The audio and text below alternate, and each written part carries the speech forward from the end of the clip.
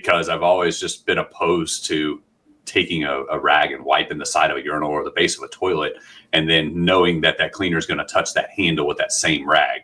And it's always been a challenge, right? Welcome to Beyond Clean with Ace. In the world of commercial cleaning, whether you're new to the industry or a seasoned professional, you know we're all more than just toilets, windows, and floors.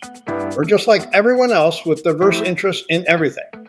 Now in Season 9, tens of thousands have discovered engaging and thoughtful knowledge that's truly game-changing at Beyond Clean with Ace. Whether you're a facility manager, a frontline staff member, or a building services contractor, we're here to help you grow personally and professionally. So hit that subscribe button and share with others. We're all about enhancing lives in healthy, positive, and proactive ways. So join me, Dave Thompson, Director of the Academy of Cleaning Excellence, your host at Beyond Clean with Ace.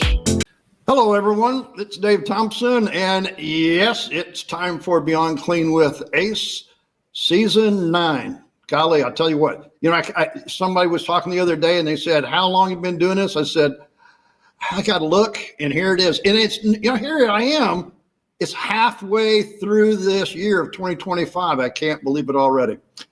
Anyway, you know what? You didn't come here on the podcast to listen to just me talk. And you know what? I found a new, well, I don't know what you want to call it. I maybe a newbie to my podcast. I wouldn't say a newbie to podcasting, but I don't think it's a newbie either. But we are going to talk about cleaning today because, sometimes we talk about everything and we don't talk about cleaning at all. But I got a feeling that today we are, because I found this guy on LinkedIn. I hit him with some things and found out we have some things that are kind of common and maybe some things that, tell you what, let's just bring him on and we'll see where it goes from here. Anyway, if technology works right, Austin, you should be on the podcast now. Hey, Dave, thank you for having us. Hey, it's always good to see that somebody works there and it does work that right. Anyway, Austin, first time on our podcast, so why don't you kind of tell people who you are, what you do, where you're at, and introduce yourself. Yeah, my name's Austin Jones, obviously. I'm the CEO of Millennium Facility Services. We're based here out of Atlanta.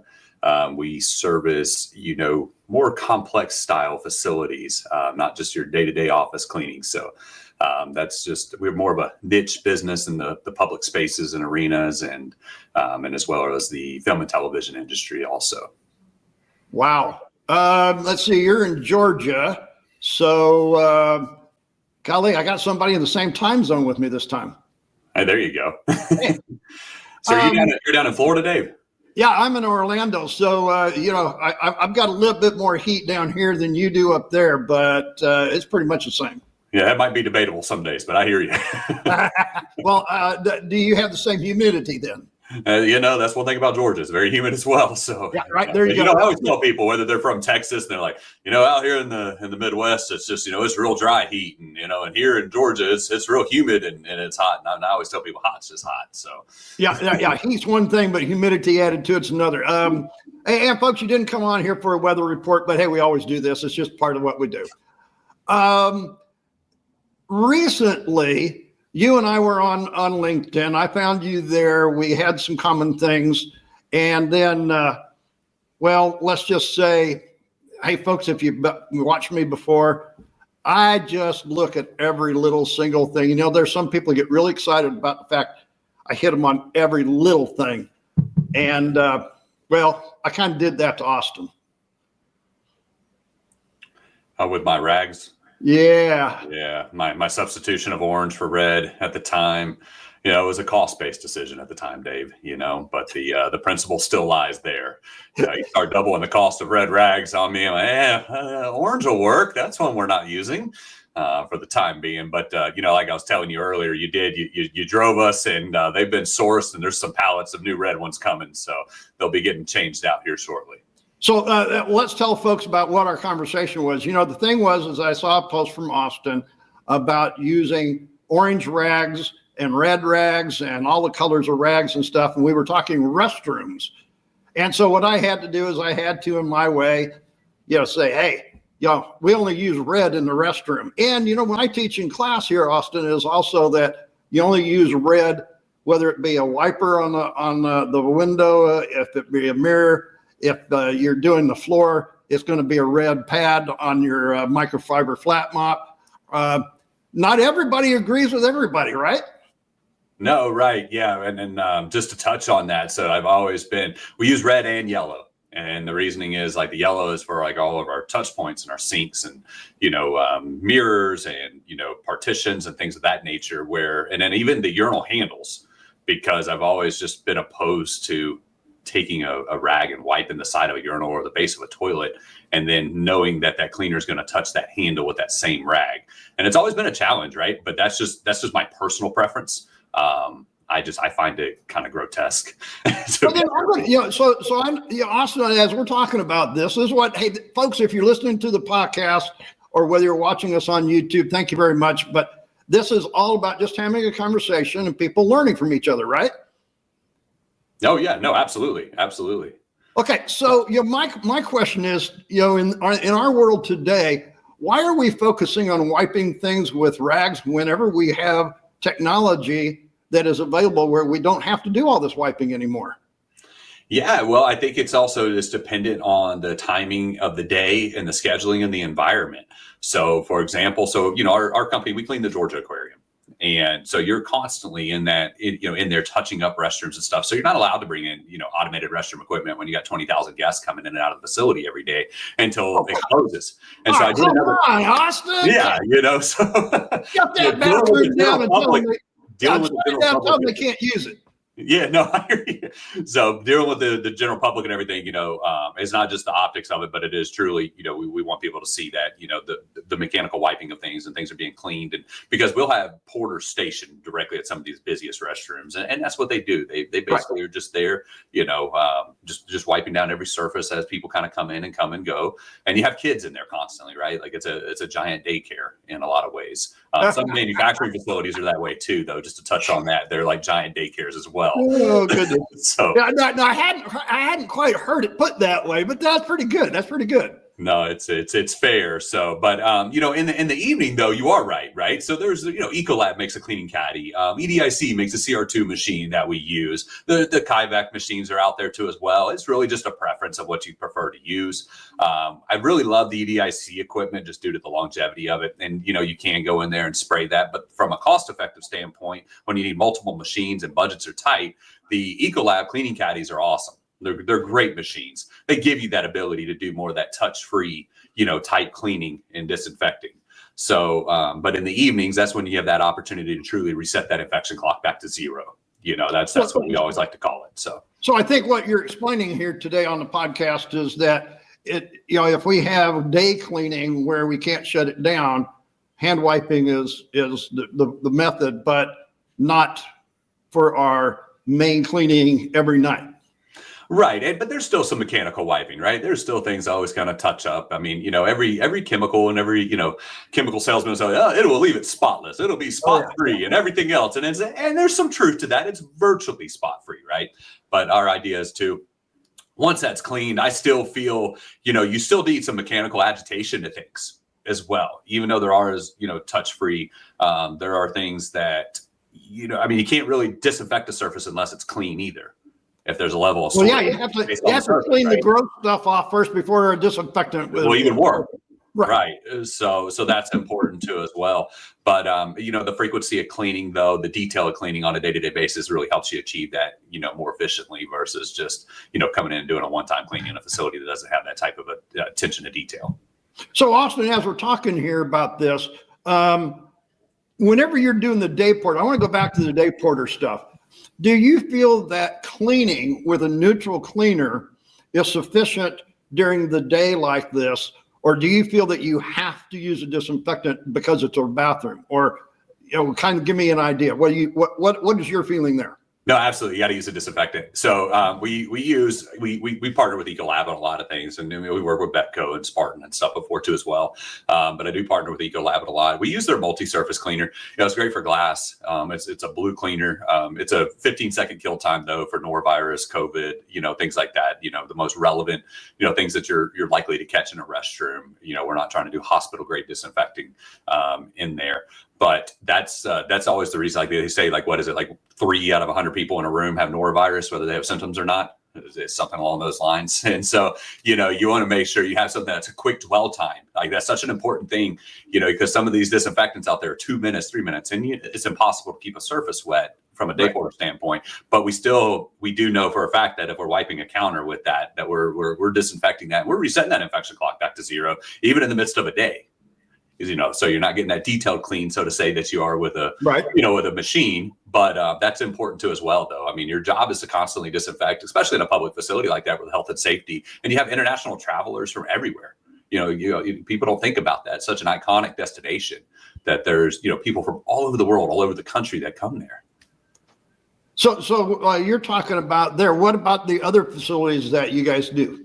We use the same product. We use the same product when it comes to day porting. So, and then, there are like neutral floor cleaners and things like that we'll use for like the floors and stuff throughout the day. But as far as like critical touch points within a facility, that's, we're always going to use a disinfectant. Now, folks, if you're watching on YouTube, you'll be able to see what I'm going to do next here. But I'm actually going to pull up a website here, and this happens to be your website. Yes, sir. You know what I like about this right off the bat? The first thing. What is that, sir? I don't see a sloppy, nasty, ugly, filthy yellow bucket. No, you don't know me. If you know me, I cannot stand yellow mop buckets. They should not exist. And shame on Rubbermaid for continuing to make them. Folks, you heard it there. And you want to know something, Austin? You and I are going to get along really, really well because I hate these things. I tell you what, and what's funny too, Dave, when we take over these facilities. Now here it is, folks. If you're watching on YouTube, why am I showing this? Because I love this with everything I've got. Drop this yellow bucket mom mentality. It's failing cleaning operations. I love this, folks. If you're listening, you need to go to this website. It's just, it speaks to my heart like crazy. I'm telling you, I don't understand why it's taken so long to get rid of the yellow mop buckets. I don't quite get it. There's so many other alternatives out there, and it's because some facilities they still have to use microfiber string mops. Some facilities were able to use the mopping pads for flat mops. I prefer flat mops just because the production rate increase.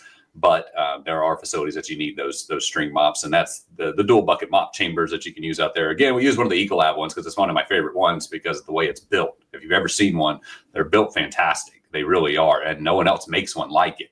It's not one of the little drop-in inserts and stuff. So it's they're one solid solution. So they're you're not, because the issue is that cleaners lose parts to the equipment. They take out the insert, they leave it on the loading dock, or they dumped it at the mop sink. And the next thing you know, you come in there and you're like, where's the insert? That defeats the entire purpose of this mop bucket. So getting away from those types of challenges is important. But the fact is, though, the yellow mop bucket mentality, it destroys facilities. You're just spreading soil and dirt and grease and germs and bacteria everywhere. And I wish we could just go to all the little, CT5 little mini scrubbers and restrooms, and we could use them everywhere if budget's permitted, because that's a much cleaner way to do everything. But there are definitely better ways. Well, I like this because now I don't happen to use the same bucket system that you do. I do believe in flat mops, but one of the things I found is I found a manufacturer that makes a roller wringer for a flat mop. Mm-hmm. And this divided bucket system.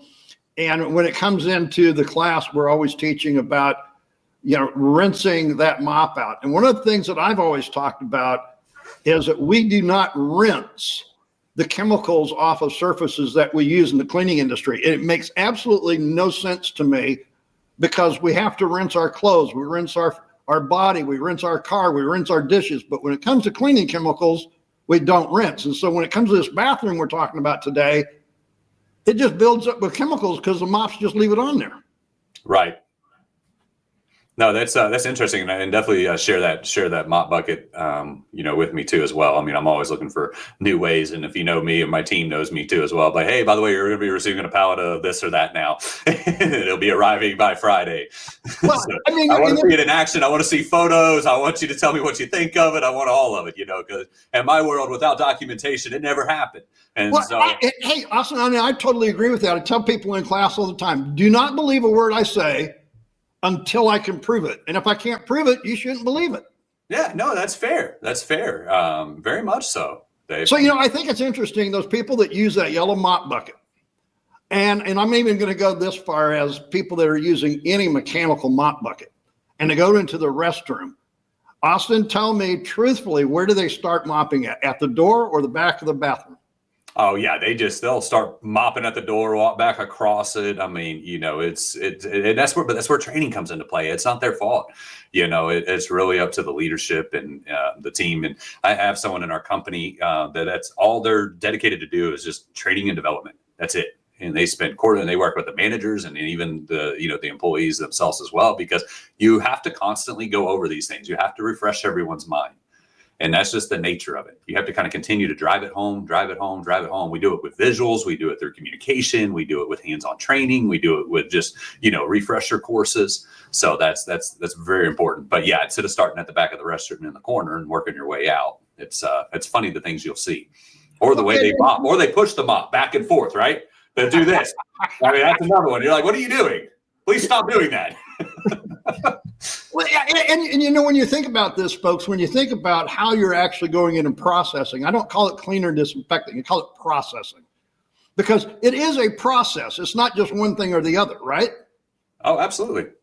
So, as you're processing this restroom, it's about thinking through how you're doing about it. And I always say this, people that go to the back of the bathroom, that very far corner, and start mopping the floor and then sticking the mop back into the bucket of water, putting it back on the floor, they're just bringing the P and S from the back of the bathroom to the front door and say, smell my bathroom.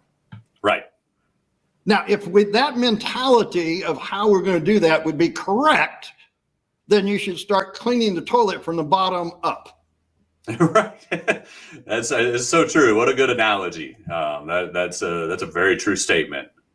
So back to your rags and everything, doesn't matter what color. If you started at the bottom and worked your way up, like you're mopping the floor from the back to the front door. Right. No wonder our employees are confused.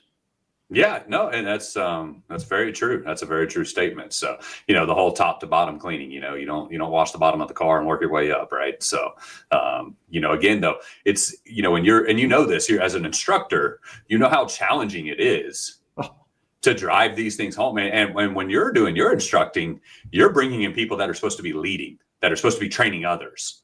This isn't always necessarily the bottom rung, so to say, that people are trying to still continue to work their way up. And what challenges you're faced with at that level. And so as you go down and trying to get all the way down to your day porter and everybody else, those challenges are real. And again, it just goes back to why training has to be constant. It's not just, we onboarded them, we trained them how to clean a restroom, and nobody's been over it with them in a year. Because they tend to pick up bad habits again. They continue to do something they did somewhere else. Or they'll try to sneak in their own chemical because they want it to smell good. That's the worst. Don't get me started on that one, Austin. So, yeah, everybody loves their good old Fabulosa and Pine Sol, right? My goodness. And I'm and I always tell you, and I know everybody associates clean with a smell, but clean doesn't have a smell. Clean is clean. An odorizer has a smell, but to me, clean is clean. And if something's clean, it just has a clean smell. It's not masked with with odorizers and, Pine Sol or Fabulosa or anything of that nature. Now people do associate clean with that, and I get that, but that's not what clean is. But dirty definitely has a smell. All right. So since you led me there, I'm going to follow you and everything, because one of the questions I ask people when they first come to class here at the Academy is define cleaning. As far as just define cleaning. Just define cleaning. We're in the cleaning business. You're going to go into cleaning. To me, it's just removal of soil. Yeah, removal of soil and bacteria. I mean, that is it. I mean, that's in essence, in the end of the day, it's creating a cleaner air quality, whether it's carpet or hard surfaces, a safe environment, ensuring that. But from that standpoint, obviously there's all the bioenzymatic odor eliminators. There's all the different things that you can pour in drains, and those are steps and part of the process, right? But that to me is it's the removal of soil from a surface, whether it's a floor, a toilet, or anything else. And the end of the day. So I'm going to add to that. Okay. Because I want And I think this goes back to what you just said a little bit ago, though, Austin, is that we've got to make this to where we can bring this all the way down to where the frontline person can understand it, which means simplifying, correct? Right. And also then that can also be communicated to our clients because our clients need that understanding just as well. Oh, yes. No, absolutely. So how do you do that?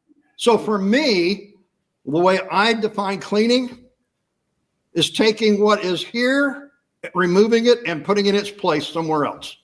Yeah. So as a father of 5 kids, I tell people all the time, if my 12-year-old can understand it, then we have a good process that can be followed and executed, and it's scalable. So to that point, then, to clean your room is to take your toys where they're at and put them in their place, which is somewhere else. Exactly. Right. So 1000% agree with you. And that is that's the thing that a lot of people, when they're speaking with clients or they're speaking with the associates and stuff, the verbiage and everything, it carries on to where it's almost like at a scientific level, but yet they're not retaining or understanding any of it. And I think this is the true thing. Yeah, whenever you're trying to impart this knowledge, we have to learn. We get caught up with all of the nuances. They are important, don't get me wrong, but we have to start at the very basic. What is cleaning? And you can't not, and we're talking restrooms today, you cannot disinfect if you don't clean, whether you can see it or not. Absolutely. I agree. You agree? Oh, yes. No, absolutely. So, these people that say, oh, well, we just use a disinfectant. It's a one-step disinfectant. I call BS on that. No. Yeah. I mean, I hear you. I think it's just, again, you have to spray, I go back to the mechanical wiping to some extent because I feel that it is necessary for certain areas within. I feel it's certain for all areas. Yeah. Right. Because you have to have those microfibers, right? They're so tiny. I mean, they cover 100% of the surface that when you start wiping that and agitating and removing, that surface. So. Well, I mean, the thing is, and I've done ATP studies and videos and stuff because you said you like videos. So I do videos on, in live presentations about the removal factor of what microfiber is. And so many people don't understand what microfiber even is in order to understand that, like the person that said, oh, I don't like to use it because it grabs my skin. No, that's exactly the one you want. Yeah, right. Exactly. Yeah, that's the whole purpose. Yeah, if it doesn't grab your skin, then you don't want it. Right.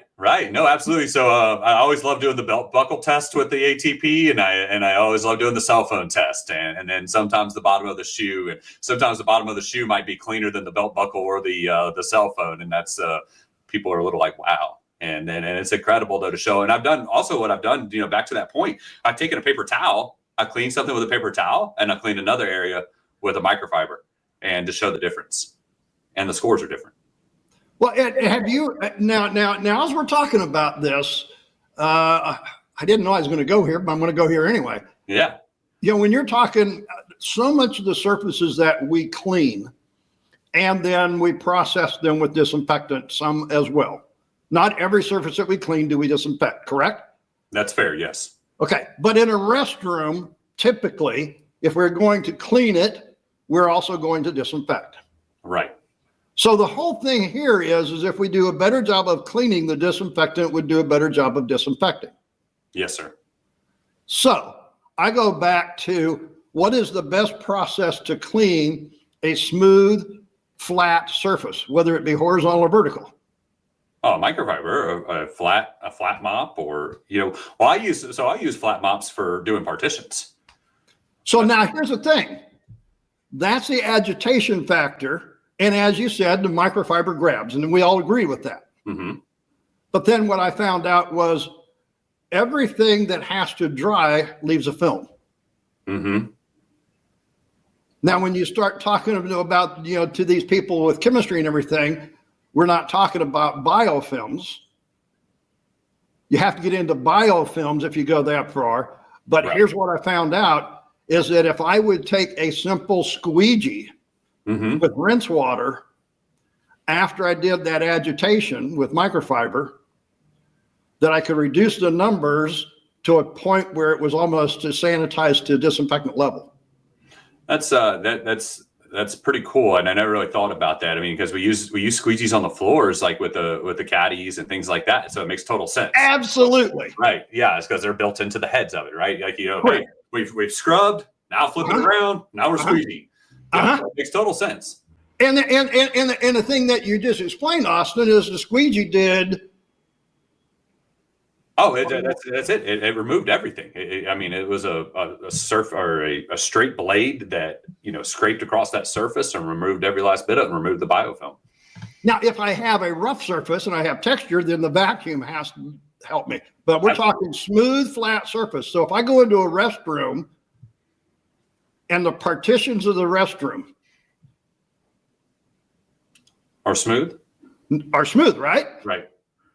Most of them are, yes. To some extent, yeah. Because now you're getting into some of these. What are they? It's the poly. Forgive me.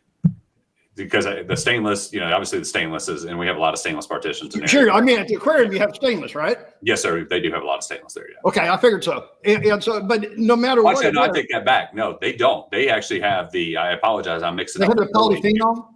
Yeah, I don't know if it's that or it's almost like it's like the corrugated material in between, like the press board. Oh, okay. They have. Dave, I apologize. And then it's got that smooth surface over it, and it's just painted. Right, and then they have the solid core and all that, But the whole thing here is the surface that we're actually working and processing is a smooth surface. Right. So apply the chemical, the neutral cleaner, agitate with the microfiber. Right. Then spray it with water and squeegee it and do your ATP and see what you get. Okay, I will. You might see a video on that one soon, Dave. Hey, I would love to have it because, the thing here is I always tell people, don't believe anything I say till I can prove it. And every single time that I have done this, I have proved that it is going to give me a better number than if I use a disinfectant on it. Man, that's really cool. We will definitely give it a shot for sure, because that's what's fun about our job, right? Like that's the fun thing that you get to play around. You get all these cool toys and these little meters and everything else, and you get to kind of play. That's why you always have to have dilution stations, because every janitor thinks they're a chemist. So, but we get to play chemist, right? So it's kind of fun to mess around with that, and also just show that to your clients and say, hey, come check this out, because now you're positioning yourself differently. Now you're. But not only to your client though, Austin, to our frontline technicians to prove that what we're doing and the validity of why we're doing it. And this is what I found is the process is important, but the why is even more important. Oh, the why is everything. I always tell that, and anytime our team's drafting up a new SOP or something of that nature, I was like, just please lead with the why, and then go into it. Then go into it and close with the why again, just to make sure you double down on it. So, I want to bring back your website because, right here on your website, here we have a tile floor. I imagine this is a cafeteria, a dining room of some sort. Yes, sir. Yeah. And you're using a machine that's scrubbing and everything, and we have an unlevel surface. Right. But you're still using a squeegee. Yeah, we are still using squeegee, but it also has the vacuum, right? So it's able to get into there. It's able to pick up from most of those surfaces too as well. And then obviously the brushes agitate. Those eye mops are really cool. But the thing here is you don't have to have a vacuum attached to a squeegee. And this is what I found is I thought about this and I thought, we got a windshield wiper, doesn't have a vacuum. Yeah, no, that's true. But you got to pick it up though, right? So even as you're squeegeeing everything, it's got to go somewhere. It's not absorbing into the floor. Now, if I'm on a floor, yes, I have to have a squeegee. I agree. Right. But if I'm back into that restroom, a lot of the surface that you clean in that restroom. So, if I look at people that are using microfiber and reaching up, and you can see where their hand only goes, their arm only goes up so far because it's fuzzy the rest of the way up. Mm-hmm. Put a squeegee on there and spray water up there, take a squeegee and squeegee it off. The ceramic tiles will all you got to do is just wipe it off. Right. So there's like I say, it'll be a fun one. We're going to be rolling that out. But hey guys, let's go attempt this. Let me know what you think. Something as simple as a squeegee. That ATP meter. I really do though. I really want to do that versus, using a disinfectant, just a rag, and then go to another partition where we spray it. We'll do a pre-test and a post-test of both to kind of see. Now, folks, don't get me wrong in what we're saying here, folks. I am not telling Austin not to use a disinfectant. I did not say that. No, we'll still be using a disinfectant for sure. But like I say, the multi-surface, the Ecolab product is a great product. It does really well with both. And once the facilities are clean, you're in a position to be able to utilize that all the time. Yeah, hey, I didn't want us to only just talk about restrooms, but I thought it was a good place to start. Your first time here on the podcast. I enjoy conversation like this, man. Oh yeah, no man, this is great. This is a lot of fun. It genuinely is. So what are, I mean, you talked about the aquarium and everything there. What are some of the big challenges you guys deal with? How long you been in business? Or, give us some of that stuff. Yeah, so the company started back in actually 1990. I took over the company about 11 years ago after Bill had passed. And, it was just kind of like a family member to us. So kind of just grown up over the years with that. I would say with the aquarium, as far as like one of those biggest challenges is probably just the children, the different personalities. It's different every day. And I think that also correlates to like with film and television world too, as well. Like one of the big challenges there is that the personalities change every 4 to 6 months because of production. They go ramp up, they do this $100 million film, they're there, and then boom, they're gone. And it's one of the most incredible things you'll ever see is like how someone launches a $100 million business in 6 months. They get it. They bring all these team members together. You get accounting, you got health and safety people, you got construction crews, you got artists, graphic designers, et cetera, right? And then they bring out this whole team together. They all work together. And, you may have a wonderful production coordinator to work with this time. And the next time you're just like, why is the producer throwing pistachio shells all over the floor every night for us? Like, they think they're next to God sometimes too, as well. So you get those kind of challenges, right? Yeah. So, but yeah, I would say at the aquarium, it's day to day. Everything every day is different. And it's a true 24-hour facility. A lot of facilities say they're 24/7, but they're not really truly 24/7 because I work in manufacturing. I work with automotive industries. I work with, fiber optic industries.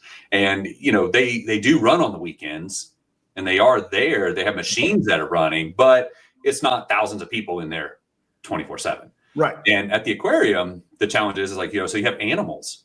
They've got to be taken care of 24. Right. So you always have people there. And then during the summertime, you're open from 9 a.m. to 9 p.m. And then at 9, you may close early for an event and they may run to 12 and you got 8 hours to get the whole facility turned around, ready to go. Yep. And one thing people never think about there, you get to clean in the dark because you have the animals and the animals have to sleep. So you can't turn the lights on. So now you're working with headlamps. Now you're putting LED lights on the front of your machines. Wow. The cool thing is too, I'm able to use autonomous equipment there too, like, for the atrium areas and the hallways and all that. So it does a pretty good job navigating its way in the dark as well. Yeah. It doesn't care whether the lights are on or not. No, it still needs some light, but it's able to pick up enough. Right. And so it's done really well in that regard. But yeah, but it's still challenging. You still have to go behind it. Still have to check the edges. I mean, it's a lot. Well, yeah. Autonomous auto scrubbers mainly is what we're talking about, right? Right. Okay. Do you use the autonomous sweepers in front of the scrubbers? I use both. So Okay. I have one sweeper and I have one scrubber there. Right.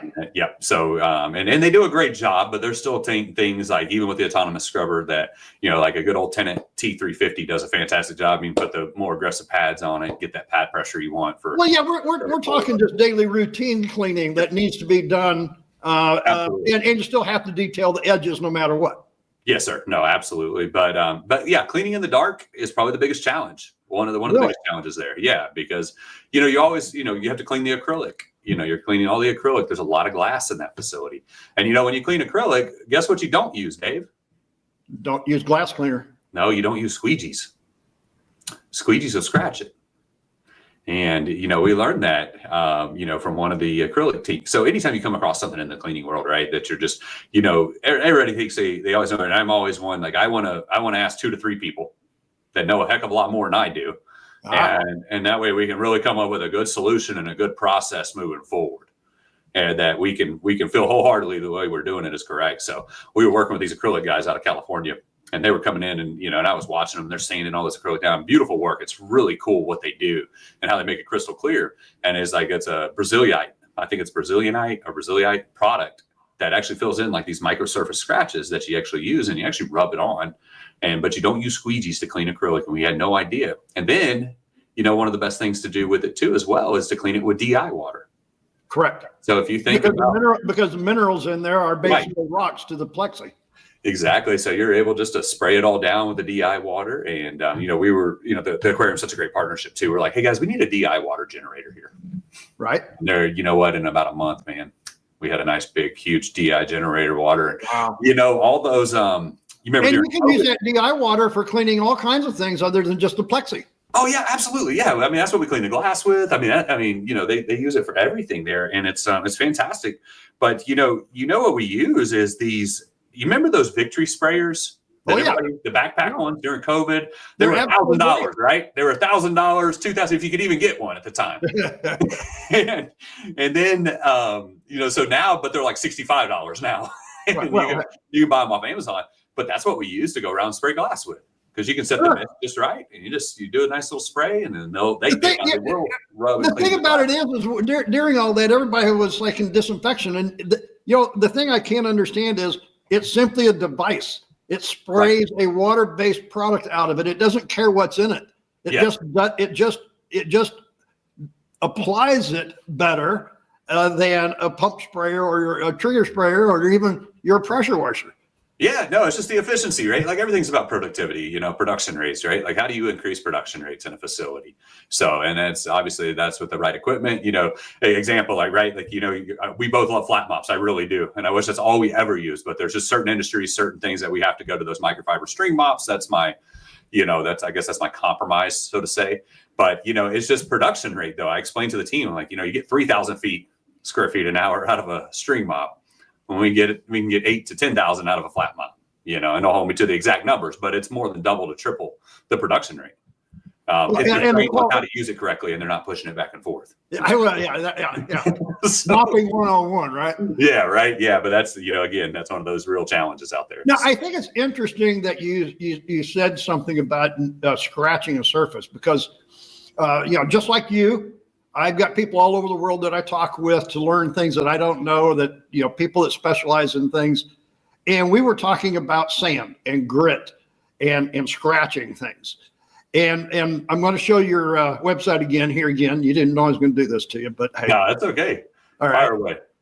But I saw this picture and I'm like, okay, so many people are so ingrained in the fact that we have to put a coating, a finish, a sealer, whatever you want to call that, that we have to coat these floors instead of naturally polish these floors. Now, folks, if you're just listening to the podcast, I'm actually showing on Austin's website a picture that shows terrazzo and this polished terrazzo floor. And one of the things that I learned, Austin, when I looked at into this, is he said, do you know what a red pad will do to polished floors? Depends on what red pad. SC Johnson has an Easy Care red pad, and it does a phenomenal job. That's where I went too. Okay. And he schooled me. Uh-huh. He said, have you ever seen a red pad that stays red? Right. That's true. No.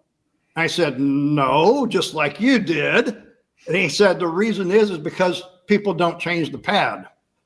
So the reason that pad has turned a different color is because it's loaded up with dirt and guess what? Sand. And sand. And he said sand will take the shine off of that polished concrete floor. Right. So don't use a red pad. Gotcha. So what we use on that terrazzo and what we use at the aquarium is it's a diamond encrusted pad. Actually, it's 11,000 grit pad is what we use there. And a lot of people like to put wax. I don't know why, but people like to put wax on terrazzo, and these are national brand companies that do this. Oh yeah. And because we took over for one, and I swear there was 10 years of wax built up on the terrazzo floor over there at the Georgia Aquarium, and we removed all that. Took days working overnight. I'll share some photos and videos with you on that. It was quite the process, quite the undertaking. Sure. We ended up using a product called Never Strip, and that is what we put on there as a micron sealer, and that product has been fantastic. And what you do is once a month we run a restore cleaner, which has some of the micron sealer in it. You run that in the robotic scrubber. They just fill it up. They run that in the robotic scrubber, and then they burnish it with the 11,000 grit pad once a week. and then they use like an aqua pad the rest of the week because the diamond crusted pads they're expensive. But and the thing is, what I want to explain to folks that are listening is that what you're doing is you're changing the pad. And this was my consultant. This is what he was saying. He said the problem is our red pad mentality is we don't change it. It's just a red pad. And he said it's not the pad's fault. It's back to the process that we do. And this goes back to what you and I've been talking about this morning. Is that this isn't usually about what we have and what we do. It's the process that we use in understanding why we're doing. And he said the red pad's not the fault, it's the sand. And then he said, have you ever thought about what the grit of sand is versus that diamond pad you just mentioned? No, I haven't. That's I'm sure that's interesting too as well. And therein lies where I learned. And he said, sand is at the same grit of a 200 grit diamond pad. Oh, wow. And we're talking 11,000 grit diamond pads. So whenever you have a red pad loaded up with sand, using it under your auto scrubber on a daily basis, you're taking away the shine every day. So if you did that on this floor where you've done this, what would happen? Oh yeah, you're going to remove that shine. And then you're going to spend a lot of time and money fixing it. So your aqua pad that you're using, you're changing it every week to the diamond pad, which means you're changing that pad. Right. Well, and also they flip them too, right? Like except the diamond pad. The diamond pad's one side, but the aqua pad, they can flip it, and I forget, and I had to ask my training guys to ask them what they do, but I believe they get, say, 50,000 square feet out of that pad, but they have to flip them, to do that. But that's, you got to have a clean surface before you start burnishing floors, or you're going to have a lot of scratches. So, and this goes back to what you're talking about. We're talking about today, and I think this is the interesting thing about this podcast, folks, today that I wanted to bring about was this is knowledge. Oh yeah, no, it's knowledge that's it's gained along the journey, right? And there'll be so much gained just even from these conversations, and it's just having those conversations, like where they challenge your way of thinking, which is always a great thing. There's nothing ever wrong with that. Just as you called me out on my orange rags, I can appreciate that. So, but you know what? It drives change and never stop doing that. That is such an important thing, and really, we're always looking for just different approaches to anything and everything. Just because we've done it one way for so long doesn't mean we're always going to do it that way. Next week, we may change that entire process because there's a better process now. And then that has to be the way of thinking in everything that you do. So folks, if you're watching on YouTube, I've just put up Austin's email address. If you like some of what we've talked about, you want to reach out to him, learn some of what they're doing, there's his email address. If you're listening to the podcast, it'll be in the show notes below. It'll all be there. All of his contact information will be there. You said something that kind of leads into my close, but before I do, give me some really good words of wisdom for people that are, either new to the industry, been doing it, want to advance. Give some good words of wisdom to our people that are listening. Continuous education, whether it's regarding a cleaning or just business model and your approach to business.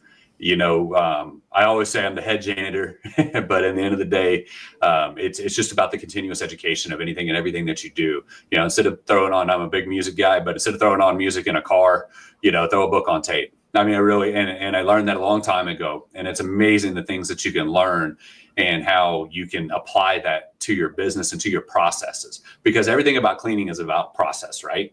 Correct. So, and business is the same way too, as well, whether it's accounting or it's HR, or it's your training and development program, that is probably the biggest thing I could really give anybody. You have to navigate, you have to find, but stay curious. Constantly just look for more ways to learn and have these kind of conversations with people. Find these people and just reach out to them and talk with them. Even if they do call you out, and disagree with something that you said, that's okay. That's healthy too as well, right? So that's probably the biggest thing. It's one thing I always tell my kids and I tell everyone is just, continue learning, and audiobooks are a great way, especially in our industry. We do a lot of windshield time. We're always driving, and focus on leadership first. And then I'm going to go in and say that a great way to learn is podcasts. I mean, I got over 250 podcasts out there. Go and learn from all of them. I'm sure there's a nugget somewhere Yeah, right. No, absolutely. Yeah, podcast, exactly. Books on tape, podcast, all those things, right? Just but just don't waste your time. Even when I'm working at the computer and I'm grinding things out, I'll throw my headphones on and I'll put my phone on do not disturb and put something on good, and I stay focused on that one task till we're completed, and that's just I'm just always. So since this is your first time on the show, there's a couple things I'd ask. Where were you born? I was born in Shreveport, Louisiana, and I lived there for about 2 months, but I've grown up in Atlanta my entire life. So, well, hey, you know what? You and I weren't born too far apart. I was born in Montgomery, Alabama. Okay, there you go. My wife's from Decatur, Alabama. So, hey, yeah. We know what you've been doing. We know where you were born, but here's the question. Here we are halfway through the year. I want to know what's on your personal, not business-wise, your personal, Austin's personal bucket list for the rest of this year. Personal bucket list. It's so hard to think about that because I have, it's sports season. We got fall baseball coming up. We got football right now. And track. No. I don't mean everybody. I don't mean everybody else. I mean you yourself. Yeah. What's on your personal bucket list? Man, what a good question. I don't have an answer for you. I guess I don't really think about myself enough, unfortunately. That's the God's honest truth. I think one thing I turned 40 this year. So okay. And so I was telling my wife, one thing I would like to do, I was like, and the ISSA trade show falls right on my birthday, but I was telling her, I was like, why don't we take the family out west and, try to catch, I'll just stop into the show for a day real quick. And then let's go out to the Grand Canyon, maybe hit up Yellowstone or some other things and try to make a 10-day trip out of it and just do a little driving and exploring and all that. So that would be the most ideal. I would love to do that. I will tell you, I've been to the Grand Canyon twice. I loved both times. Right. I had the opportunity to go in January one time. I guarantee you what, you ever see the Grand Canyon in the winter, it is totally different than it is in July. Oh, my wife says there's like snow and you don't know where the edge is, so be very careful. And yeah, she's been out there. She loved it. And so I think that would probably be the one. So folks, the reason I ask these questions of our new people that come on is we know where Austin was born. We know what he's been doing in the meantime. We know that he's going to be 40 this year. And we also know that he wants to go to the Grand Canyon. That's a journey. Journeys are learning. I like what you said today, Austin. But as we go and we leave you for this podcast today, folks, make sure that whatever journey you're on, that it's healthy, positive, and proactive. Stay safe out there, folks, and we'll hear from you next time. Thanks, Austin. Hey, thank you, Dave. Appreciate it. Really enjoyed it.